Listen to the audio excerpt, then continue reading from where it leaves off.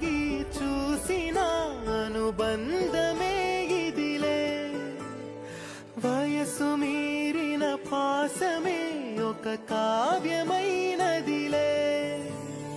రేపనా ఎప్పుడు